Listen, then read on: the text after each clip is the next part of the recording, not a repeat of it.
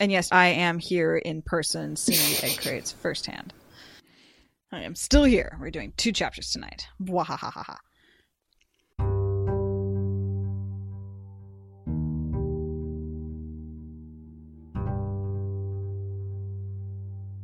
This is the Wheel of Time Spoilers Podcast. Your hosts are Aradia Farmer and Kelsey Maxwell. Chapter 47. The grave is no bar to my call, and our symbol is the horn. Matt and Perrin were mounted by the time Rand and Hurin reached them. Far behind him, Rand heard Ingtar's voice rise. "The light in Shanoa!" The clash of steel joined the roar of other voices. "Where's Ingtar?" Matt shouted. "What's going on?" He had the horn of Valir lashed to the high pommel of his saddle, as if it were just any horn. But the dagger was in his belt, the ruby-tipped hilt cupped protectively in a pale hand that seemed made of nothing but bone and sinew. "He's dying," Rand said harshly, as he swung onto Red's back. Ingtar, R.I.P. R.I.P. to Ingtar being badass. So I like this part where Perrin and Matt are wondering what's going on, and Rand says he is doing it so we can all get away. And then Rand says for that too. Mm-hmm. So he basically is like just thinking about Ingtar's sacrifice, not only that he's for redemption, but at the same time, like, he's saving everyone so that they can have a chance at this battle. Yeah, exactly. I mean, it's kind of like a toe thing, right? Like, you know, if you don't see it, if you don't see the debt, then you're not acknowledging it. So he's like hiding Ingtar's debt because Ingtar's paying it, but he's like, I don't need to share that. Yeah. I noticed in the chapter heading that the loops of the horn kind of look similar to the snake and wheel. Maybe it's just someone being lazy artistically, or maybe there's a deliberate allusion between the wheel and good idea. The horn. Yeah. Because we don't know where the horn came from, you know? You'd think it's deliberate, but just looking at it, it's like, oh yeah, I recognize those 3 loops in the middle. That looks very familiar. Yeah, Ingtar being triumphant. It's beautiful that he's able to like redeem himself and be at peace with himself before he gets run through with like probably 6 swords at once, because obviously he's going down like full Boromir badass style with like all the swords and arrows into him. And then this is like classic Wheel of Time. So Rand has all these conflicting thoughts and feelings, and Robert Jordan just has this beautiful prose through all the paragraph. And then it comes to Matt, and he's like, "Rand, are you going mad?" He's going mad. What are we going to do? And it's just like, one, hilarious. And it's just classic so Matt. And it's like, okay, Matt, like we know you're in trouble, but just shut up. Yeah, he's, I noted in my notes, Matt's irreverence for the horn, where he just ties it to his saddle like it's just a horn, is like, that is quintessential Matt. He treats one of the most important artifacts in, like, all of human history as, like, whatever, I'm tying it onto my saddle. I'm not going to treat it like it's fragile. Yeah, tosses it over a wall. Yeah, he's just so irreverent. One word for Matt, it's irreverent. Yes. But yeah, I never noticed that in the prose, like even the voice of the writing. That's a good catch. Seth Stormblast is saying that like Matt had to grow on him, and that's definitely the case for me, because when you first meet him, he's just really annoying, and then the whole dagger situation, but being able to go back and knowing Matt and being like intimately aware of his character and seeing these kinds of moments, it just makes me appreciate him. And it's more humorous now than annoying. Yeah, I'm nodding to that. Like, definitely, Matt is much better on rereads than he is on the first reading through. The first way through, it's like, oh my god, what is wrong with you? But then once you get the full context and you can really process how his essential nature versus his dagger-infested nature, yeah, he makes a lot more sense in hindsight. Absolutely. The boys are all really annoyingly slow learners. It's kind of like somebody should hit you over the head with a sword for several months. Oh, wait, someone did, and it still wasn't good enough. Much shouting at the books over time. Hay-hairs. Wool-headed, hay-haired sheep gutted, milk drinking, all the things, all the insults. And yet somehow they managed to save the world between the three of them. Because they Attended have lady support friendship. Lady support staff. And it's not all romantic, which is really nice. It's not all romantic or platonic. There's a lot of like mothers and friends and sisters, as well as like potential I do love like that. interests. And I'm looking forward to getting into the other books too, where like their characters get more established. That is definitely going to be really fun. Moving along, Rand is freaking out about what to do. And I definitely think that he's being influenced by the pattern a bit because he feels like everything's coming to a head. And he thinks to himself, Light, what is happening to me? And I think that he's getting pulled in a lot of different directions here. Yeah, it's like the amount of Taviran influence he's had on the women of his life is like Taviraning back on him and like forcing him to really question what he's doing. And I mean, they're all here, like about to, right? You know, come to blows. So yeah, like the Taviran nature of all of that really makes it impossible for Rand to be a dumbass. Like he has to do the right thing, even if it means getting very out of character and very like Light, what is happening to me? And just like kind of just going with this weird feeling that he needs to turn around. Like, why is he so okay with the fact that he needs to turn around? Like, it's because the wheel is just completely like, I don't care. Hard right. We're going back. And he just goes with that. Because, yeah, there's a lot of Taviran and Taviran attachés, or whatever the appropriate word would be for that. Right. And then, of course, it's perfect because Matt takes it into his own hands and he blows the freaking Horn of Valyr. Yeah, I'll take option C. Oh, Patrick, this would be a good time for you to, read. Yeah, since you were going to say something soon. Yeah. Oh yeah. This is Matt just being like, oh well, I'm in danger, so now would be a great time to blow the horn, right? Because I'm in danger. So self-centered. There is that, but he does feel the real concern for wanting to save everyone, and Matt is never going to let that happen. Walk away without attempting to save his friends. And I guess this would be a great time to mention the story that Swan tells Matt later on. She says, I had an uncle like you. He died saving, a bunch of people from a fire and saving children from a burning house. And she's like, are you going to walk away when the flames get hot? And Matt's just like, oh yeah, I guess I would. But no, he's not. And he has this tool and he's gonna use it. Right, and he does look to the group for support and nobody's contradicting him. Everyone's just like, you're the one saying it, dude, not me. Sure. So yeah, I think now it's time for Patrick to read the paragraph. Should I read in? Yeah. Okay. I have a couple of Rand thoughts not highlighted in what I'm going to read, just so you guys know. I have just Matt here. So they're surrounded, and it has to be there at the last battle, Matt said, licking his lips. Nothing says it can't be used before then. He pulled the horn free of its lashings and looked at them anxiously. Nothing says it can't. No one else said anything. Matt's hand shook as he raised the Horn of Valyr to his lips. It was a clear note, golden as the horn was golden. The trees around them seemed to resonate with it, and the ground under their feet, the sky overhead. That one long sound encompassed everything.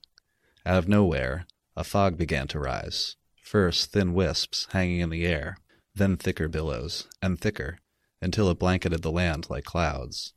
I love that imagery. I so love that imagery. RJ's a poet. He really is. Sir Septon's bringing up a good point. The horn is merging Talaran Riyadh with the real world, which makes sense because the timing gets all weird, right? Like time freezes so that they can meet the heroes. And Talaran Riyadh, time flows differently. There's definitely evidence for that in the last battle when the horn is blown.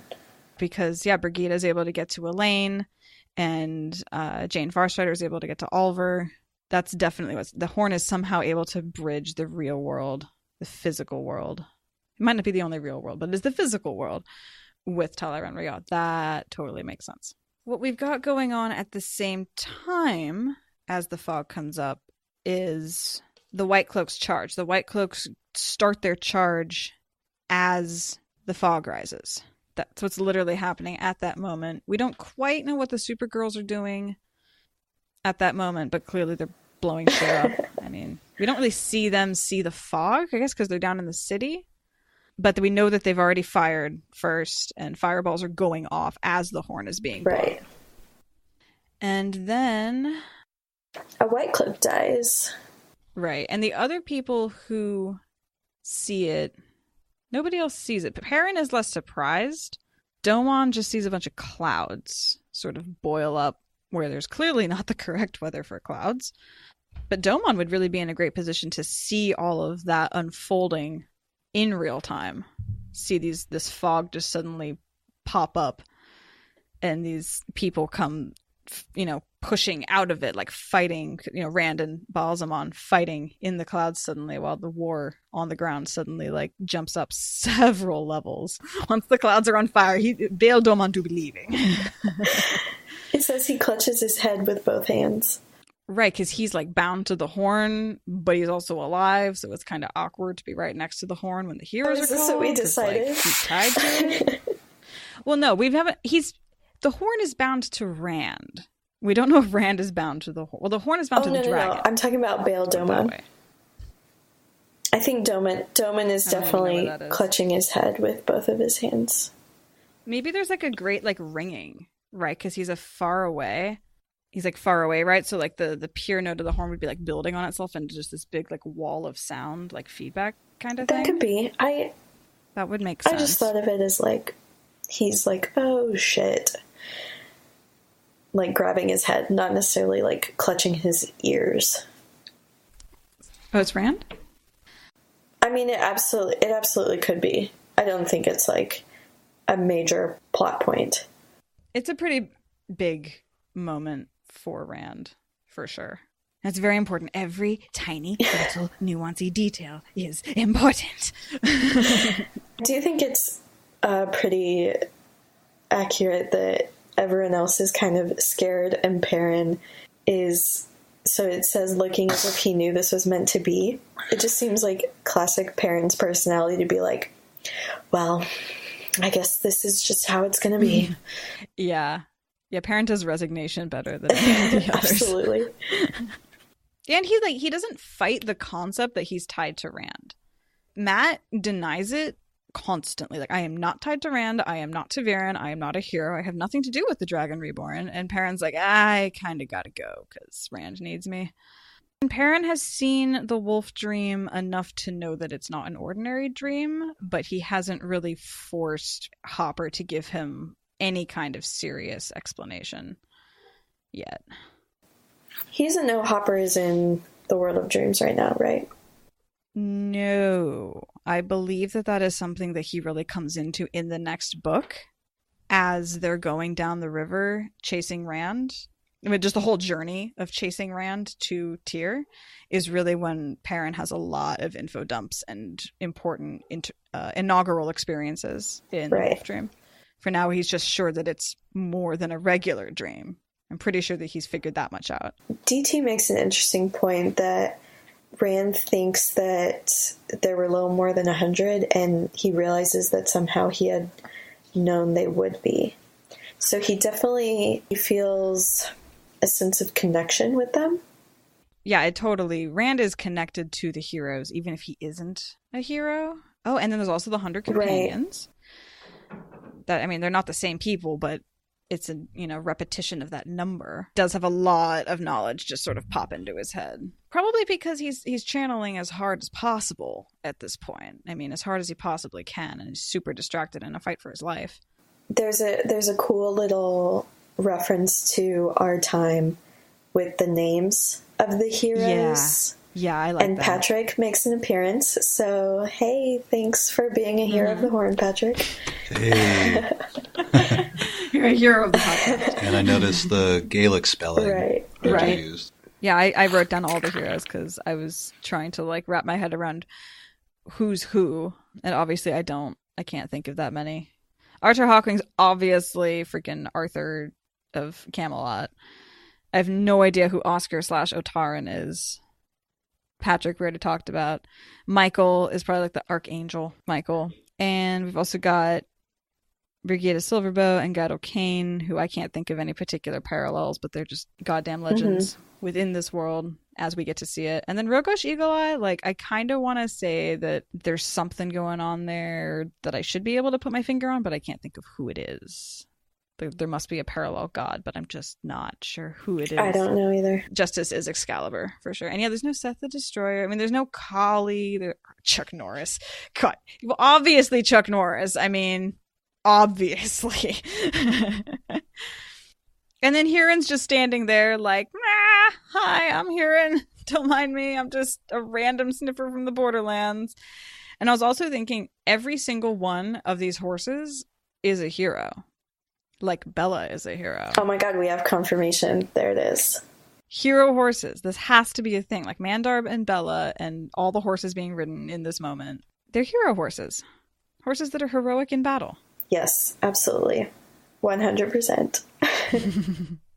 I think Lan is like beyond a hero. I think Lan is just badassery personified. Yeah. Yeah. He could be a hero. I mean, he could be. Or this is the life he earns his heroship in, for sure. Lan doesn't sleep. He waits. Yeah, Lan really doesn't sleep.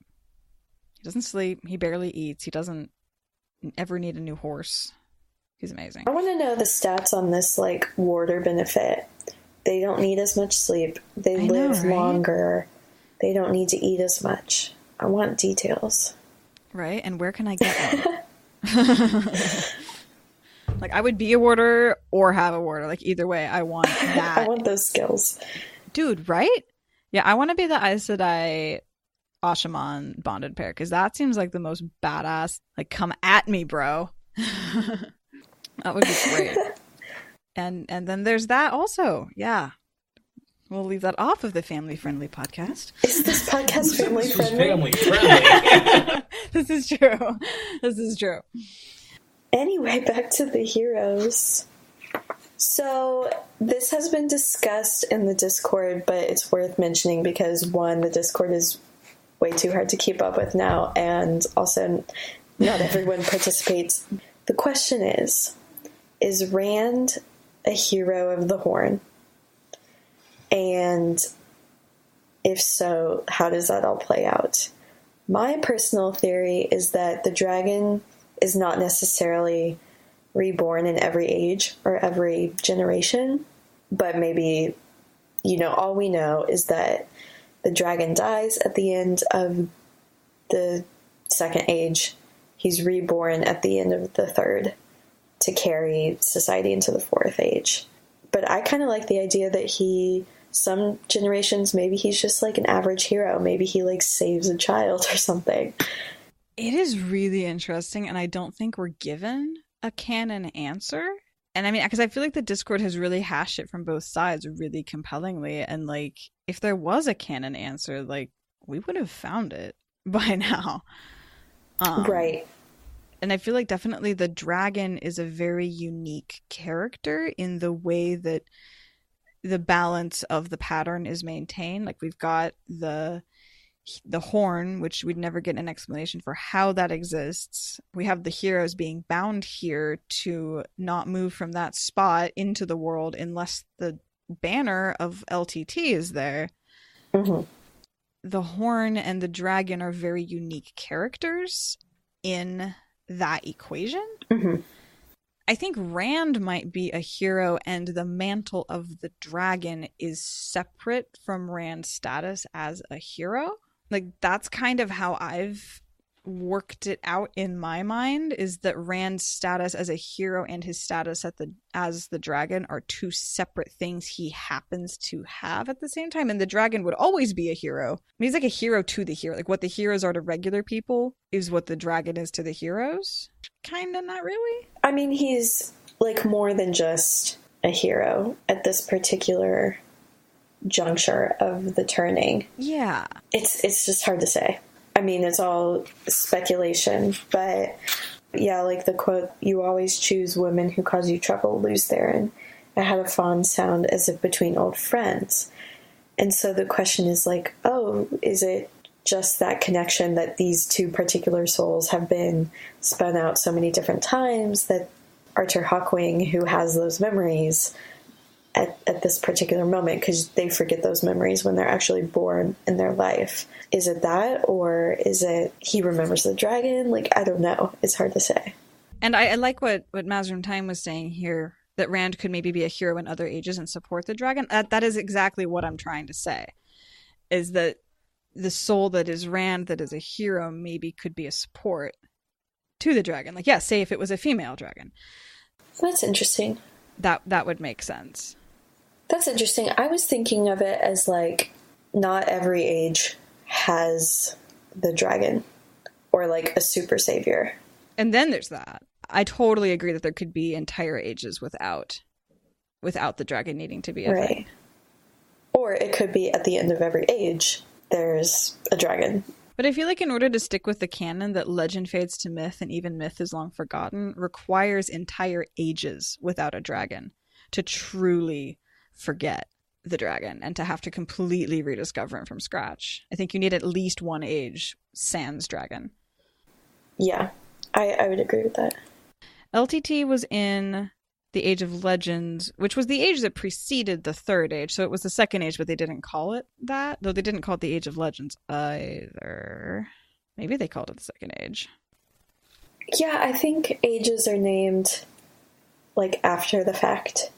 Or the denotation of an age is kind of determined after the fact. Like, oh, that was pretty catastrophic. We're going to call that an age. And then eventually they're like, well, we know we're at the seventh age, but we don't remember jack shit about like the first through third. So clearly we're about at the end and we don't remember the beginning. And then like something really catastrophic happens and they start over and they're like, we'll call this the first age. I don't know. I have a really hard time with the culture of the cyclic culture that RJ implies, but I just choose to ignore my issues with it. Yeah, it does get a little convoluted, mostly. Especially because some things are like pure speculation by the characters, and some things are stated as canonical fact that everyone knows. And it's like, okay, who determined that? I mean, clearly RJ as the god of Randland, but like, who made the horn, for example? Like, we don't know. And there's an interesting, I don't know if you've ever listened to the interview at the end of the audiobooks. Have you ever listened to that? Oh, it's really cool. There's this little interview with RJ and Laurie Wilson, who's part of the Audible company that's making it. And she like asks him a couple of questions like about where the notion of the one power and halves came from and the notion of time. And he says in there that the Greeks gave us the gift of linear time. Which I thought was just a really interesting interpretation, that like we were kind of like stuck in this concept of like everything is predestined. And then the Greeks come along and pull an Aristotle or whatever and are like, nah, time is linear. It goes in a straight line. And like that was like the fundamental machine of God kind of like assumption that he made to make his whole world like work.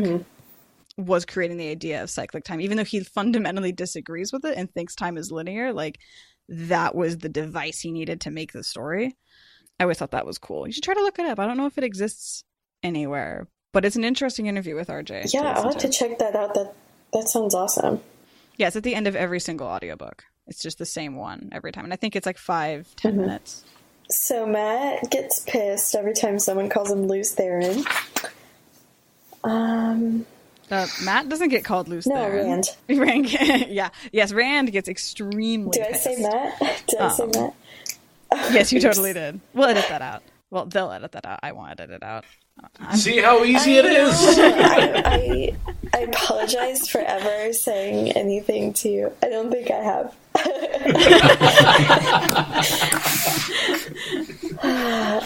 Not so easy, is it, on this side of the microphone?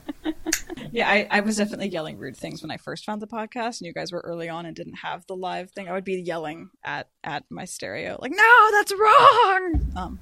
That was not always flattering.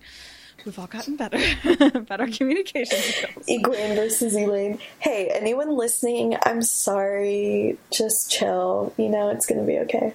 Oh yeah, DT, my warder definitely loved hearing voices come out of my sewing room and me yelling back at them. That it's definitely been a struggle in an apartment. He's a mathematician, needs to study logic, and I'm over there like going off about fantasy stuff. It's awkward. So we've got Hawkwing saying it takes more than bravery to bind a person to the horn, and only a few are bound to the wheel, which is, and then he kind of like side eyes Huron and is like, by the way, you're looking pretty good. Your resume's floating to the top. You're pretty badass for being here.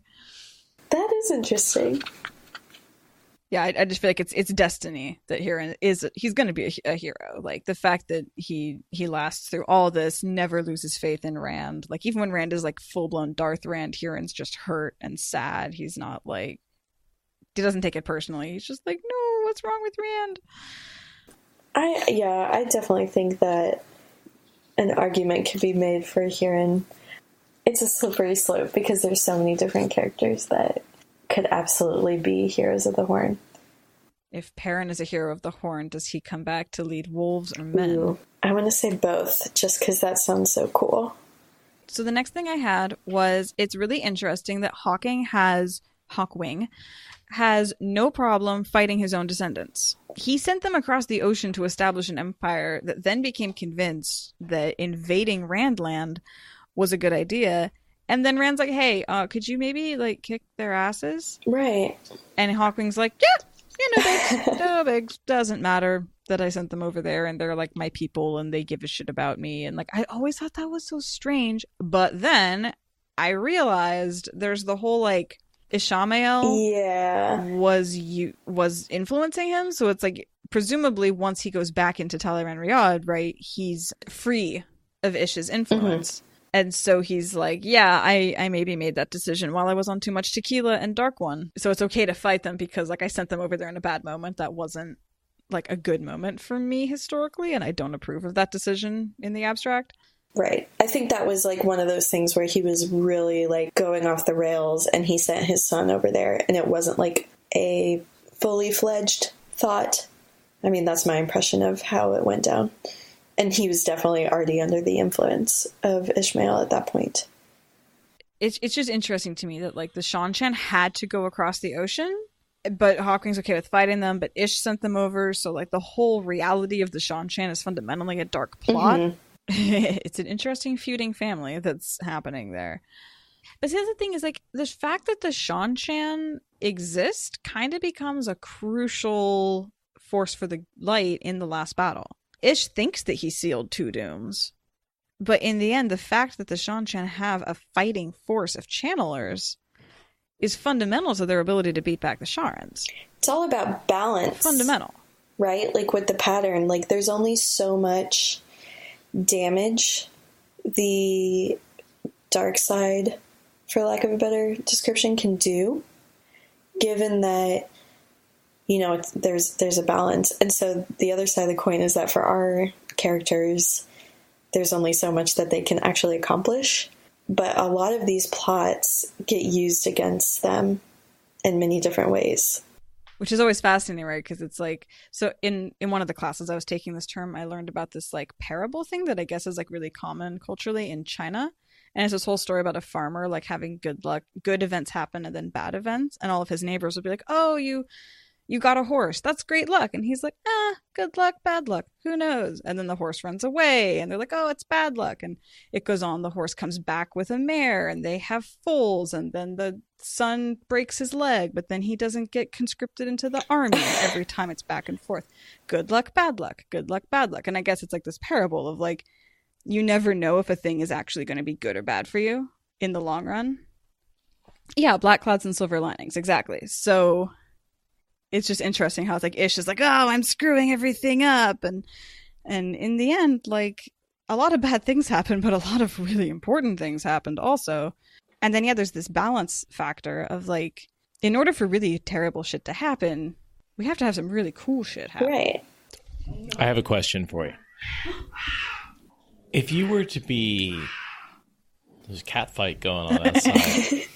If you were to be transported into the Wheel of Time universe at the beginning of the Eye of the World, with all the knowledge you have right now. That is a good question. What could you change? I'd make Moraine tell a lot more of what she knows.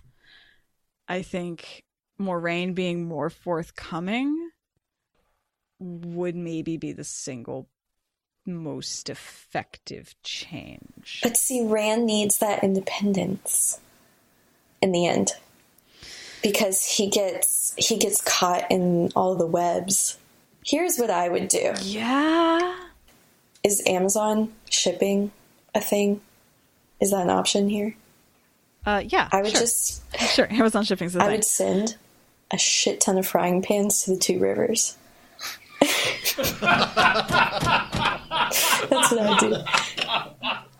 Don't make me spit my beer all over everything. Oh, we almost literally got a spit take going on right here. She was literally drinking her beer when you said that, and I swear to God. You were waiting for something super profound. Oh. But that's what I would do. Oh my God. That was a great set. That is profound. It is profound. Oh, that was good. That was very good. You win the internet for tonight.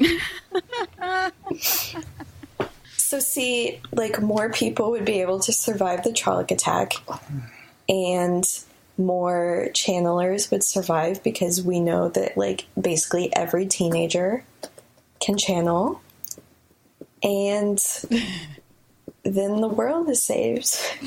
I like that, because that's like one of those, like, it would be like the butterfly effect, right? Like, we're not trying to go in and fix the major plot holes. We're just altering a really fundamental detail at the base of everything, and that would just trickle up into a much better fed last battle.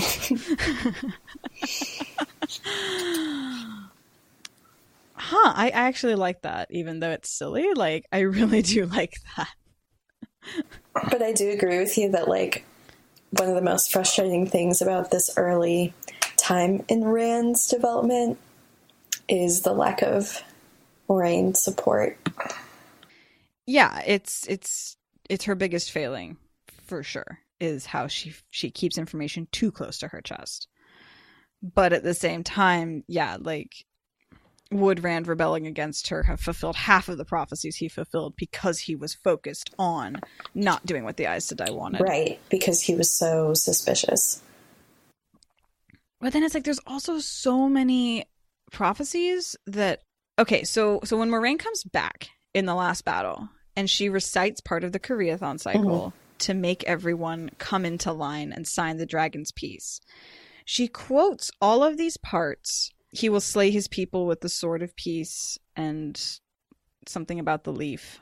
And those parts seemed to be very, very referencing his conquest of the Aiel in the first place. The way that he brought the history of the Way of the Leaf to them, and the way that the bleakness because they abandoned the Way of the Leaf. Like, it seemed very like, oh, that part of the prophecy was fulfilled. That super clear, super obvious. And then you go along for books and books and books and books and books. You don't think about it. And then she shows up and uses that prophecy to, like, smack totally different people into line. And it just really calls into question the whole concept of what is a prophecy? What does it mean for a prophecy to be fulfilled? Like, in a sense, anything that ever was going to happen was going to fulfill a prophecy some way. Like, there's so many ways you could possibly interpret one being fulfilled. And there's not like there's a little, like, floating check mark like in a video game that says prophecy achieved. Like, that's not a thing. We don't know what the prophecy actually was talking about. We assume because events fit it, but then other events also fit it. It's definitely one of those... Well, it's a bit of a paradox, but it's also like, this thing fits in hindsight, so therefore it's fulfilled. But if you're, like, trying to fulfill a prophecy purposefully, are you making it happen, or is it destiny? And no matter what you do, it's going to happen the way it's supposed to happen, or the way it's been written. Yeah, it's a chaos machine. Prophecy is more trouble than it's worth. Like, people should just do what they're going to do and stop worrying about the damn prophecies. Right. Yeah, Sanderson does do a great job with being like, prophecy is nonsense. Just like, yeah, it's helpful except when it's not, which is always. And then I think that that's like a common fantasy theme nowadays, like in Harry Potter, where Harry's like trying to, follow this prophecy, and Dumbledore's like, no, like, you don't understand. Like, it's being fulfilled because people are trying to fulfill it. I kind of liked that. Like, one thing I always really liked about Harry Potter was how the prophecies existed because of events in that time. It wasn't like, it's been 3,000 years, blah, blah, blah. It was like, oh no, this guy got it into his head to be like evil and awful. And so we needed a prophesied hero to like come and fix that because it's awful. So yeah, just going back to the Hawkwing thing, he never mentions regret over the fact that he did things under the influence of the dark. He's like, I'm just a hero who occasionally is an agent of shadow, but no bigs. I'm not going to mention it. I'm not going to apologize for it. Thought that was kind of weird. At that point, though, like, if you've lived so many different lives, you can't not make mistakes. And you can't not make catastrophic mistakes over time. So I think that's one of those things where you would just be pragmatic if you had, like, the memories of however many lives you've lived. That makes sense. But that does make sense. He's an emperor king. He's going to be able to be okay with making mistakes in the course of his long and generally useful lives. Yeah, I just want to have a moment where we all smack Rand for continuing to refer to Egwene as a girl. Oh, Rand. It's this really weird thing that the boys do for the first few books, and then they get over it, and it's so ridiculous. She's going through some of the most intense shit of her life, and he's still like, oh, the girl. I must save the girl. It's like, bitch, she's already braiding her hair and then unbraiding it again. Shut up. I will say they all kind of do that to each other, and I think it's pretty hilarious because it makes sense. Like, they all grew up together, and it would be really hard to see, like, your childhood, sometimes idiot friend, like, all of a sudden be in charge of 5 countries. It's just a moment. I just needed a very brief moment. Like, I'm cool. We can go back to appreciating their heroism. Fair. It's fine. Fair. Okay, the heroes laugh at Rand for his lady problem, which is especially endearing because he's not even literally in love with Egwene anymore. He's like worried about her, but it's not like romance. Right. So that's cute. I thought it was interesting how Hawkwing and Rand, well, Lews Therin, have fought each other. Like, they're kind of like the snakes and foxes. Like, they fight sometimes, and they're allies sometimes, then they're fighting again. And, like, that's not a fixed thing. Like, the Agents of the Light can have infighting, and it doesn't ruin their allegiance to the light. Mm-hmm. That's important. Like, they don't have to fall in line. Right. They can argue. And then Rand has an altercation with Balsamon again. Yes. The father of lies. Such a good altercation. It's so interesting how he's just, like, going with the heroes and then falls through the clouds and then it's just in the sky. Like, who made that happen? Like, was that Rand? Was that the Horn? Was that Balsamon? Like, who made that landing in the clouds thing? I don't know. It's just interesting that there's this prophecy that demands that they're in the sky. I never quite... We don't know who put them there. Right, I never quite understood that. Because you'd think it'd be easy for Ish to just, like, make that not happen, and then he would sabotage the entire coming of the dragon sequence of events. Right. Pattern's sick of written not declaring himself. I'm just gonna make this happen, boy. You know what? Going with it. Sounds reasonable. We're coming up at the end of book 2, and yeah, he needs to do this, so throw him up in the air. So they have a nice action sequence, all kinds of cool sword forms, lightning is arcing, he's visible in the sky, not just over Falma, but also over the cities where the other false dragons are having battles. Mm-hmm. There's visions in the sky of a man with a face of fire and Rand with hair of fire, I suppose, fighting in the sky. Just beautiful imagery with all the sword forms. It is. And then we see Ish acting like the sword can hurt him. And Rand, I think Rand kind of almost turns the sword into a crude power wrought weapon by sheer force of, like, he's channeling so hard, he actually makes the sword able to help him channel the power a bit. which I think is why it burns his hands, is because it's just a power wrought weapon, and he's like kind of forcing it to be a crude terangrial, and he like literally fries it and sears his hand. But it's also powerful enough to stab Ishamael in full battle mode in the chest and like do almost a death blow, but not quite. Right. Yeah, he uses it as a focus. I really like that Rand thinks about Lan and Ingtar and Egwene as inspiration for this moment. Then he feels calm. And I thought that was really great because it kind of like reinforces this whole concept that you can't do these things alone. And it's okay to realize that you just stand your ground and lean on the support of your friends, and that's all you can do, and that's okay. Right, which is definitely a revelation he has to work himself through at the end. In the whole like can't we be heroes too moment with Egwene's soul. This is definitely early trickles of that. Right, and it's like gonna eventually build up to that moment. And also, I mean, it does mirror that Ingtar did have that kind of peace right before he went to die at the beginning of this chapter. And then I just love Rand's moment of, I know that I have never served you. In 1,000 lives, I've never served you. Father of lies, fuck off. That is not how I work. That's pretty great, especially because he was so distraught after the flicker, because he felt like he was doomed. And also, he's like really in denial about being the dragon and goes back to being in denial about being the dragon. But in this moment, he is just very okay with the fact that he is the dragon. He accepts those memories. He is one with himself in a way that we really don't see until he comes to terms with himself in Veins of Gold. All right, Patrick, would you read us out? Oh, geez, I'm been looking at the book for like the last minute or two, trying to decide how much of this to read because there's so like I want to read this whole last block. I'll try to make it selective though and skip a couple lines here.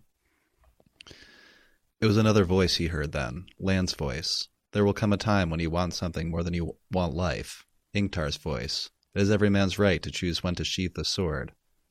Baelzemon stared at him. Why are you grinning like an idiot, fool? Do you not know I can destroy you utterly? Rand felt a calmness beyond that of the void. I will never serve you, father of lies. In 1,000 lives, I never have. I know that. I'm sure of it. Come. It is time to die. Baelzemon's eyes widened. For an instant, they were furnaces that put sweat on Rand's face. The blackness behind Baelzemon boiled up around him, and his face hardened. Then die, worm. He struck with the staff as with a spear. Rand screamed as he felt it pierce his side, burning like a white-hot poker. The void trembled, but he held on with the last of his strength, and he drove the heron-marked blade into Baelzemon's heart, and Baelzemon screamed, and the darkness behind him screamed. The world exploded in fire. Yeah, it's so good. And he just falls out of the sky. He like stabs the freaking Dark One, takes his first Jesus wound, and falls out of the sky.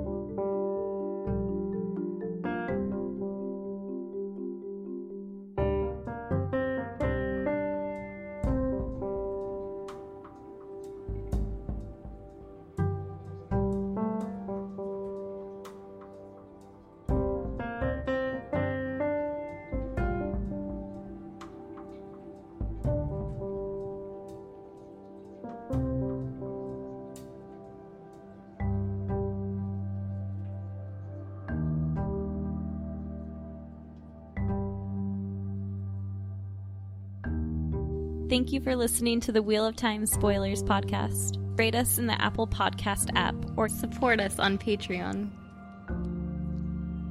Is that good enough?